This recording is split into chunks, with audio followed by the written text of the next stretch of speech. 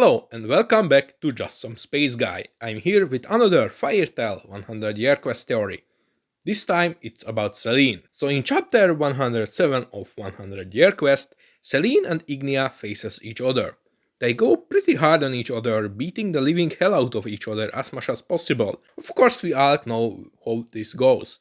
Natsu stops them mid-battle because he doesn't want any of them to kill each other the same way Agnologia killed Ignia. But Ignia isn't really nice and sucker punch a hole through the neck of Selene with a dragon breath. Why does this count as a sucker punch? Since he didn't punch her technically. Anyway, the point is, he did her dirty. After that we all know what's happened. Selene is on the ground dying for at least 3 chapters in a row.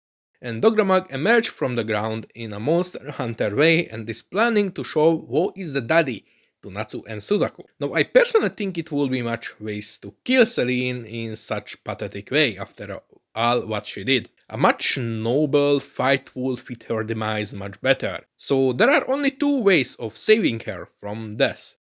The first way would be Wendy. Wendy is capable of healing since, she's mostly a healer. We never see her heal a dragon before the same way Agnologia did, but since she is a top tier dragon slayer, unlike what Agnologia was when he was healing dragons instead of giving them nightmares, it's so weird to say that Agnologia was healing dragons before.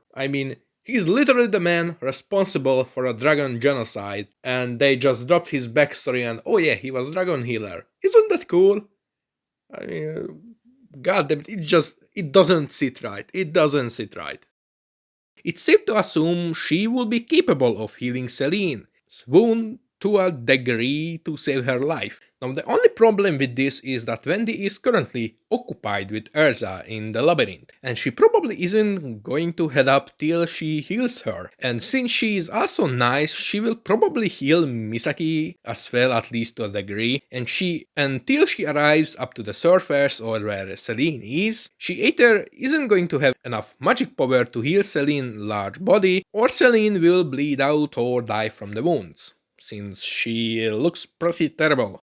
Now the second option is something we are much more familiar with, and that's Selene possessing the body of someone, using it as a vessel so she could heal her wounds there. We see this multiple times through Fire Tale. The 5 dragons of the first generation dragon slayers got wounded by Agnologia in the past, so to heal their wounds they use the body of their dragon slayers as some kind of stasis chamber or healing chamber. At the same time, of course, they are prevented them from turning into a dragon, like our beloved dragon vibe checker Agnologia. Of course it didn't work because Agnologia dragon slayer magic was too strong and they kinda just died after they left the body of the dragon slayers. We also saw something similar happening before. Animus got murked by Agnologia in the cave.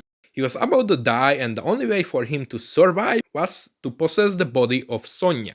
And since the Dragon Cry movie was fully canonized in 100-year quest, it's fully possible that Mashima might reuse this curtain technique to save Selene. I really hope so because I grow attached to Selene's random personality. It will be totally waste for her character to be killed in a such lame way. Give her justice, Mashima. Hashtag save Selene! Now the only question what remains is whose body would Selene possess? We've never seen how does this technique fully works, but from Animus talking to Sonia it's possible that the spell can be rejected by will.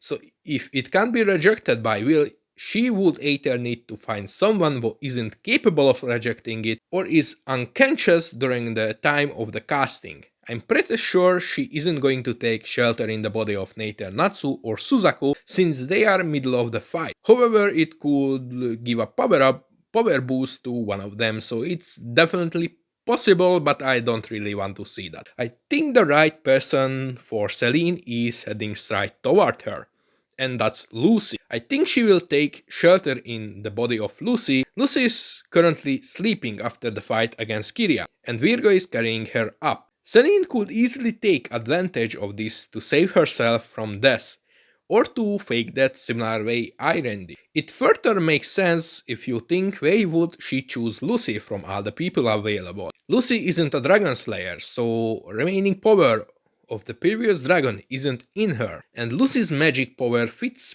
perfectly Selene's attribute. Selene is the moon dragon, while Lucy is a celestial mage. Lucy summons spirits from a different dimension, while Selene can move between dimensions.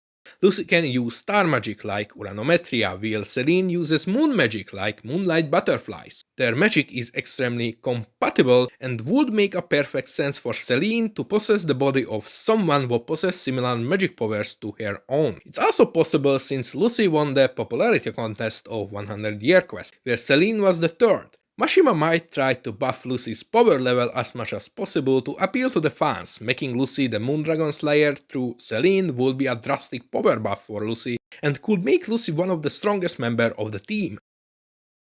This will go well with Lucy's rapid strength and character growth through the series, at the same time keeping Selene alive, since she is also pretty popular. And we learned hardly nothing about her goals and how she was planning to use the heart. Ignore that she might have wanted to use the human weapons of the negative legacy against Ignia and Viernes, and later on turn into a human herself, but she never explained anything in details. And just killing her off would make all this build-up about her plans just go to waste. Her possessing the body could keep this part of the story relevant much more, and through this we could get answers for many questions like what is the negative legacy and why is it even danger for dragons. We might learn something about Selene's past as well, as we learned from the other dragons Team Natsu faced so far. Selene possessing the body of Lucy also could give us another dragon slayer in the team, making it much more capable of facing Ignia and Viernes in the end, without depending so hard on Wendy's dragon slayer enchantment.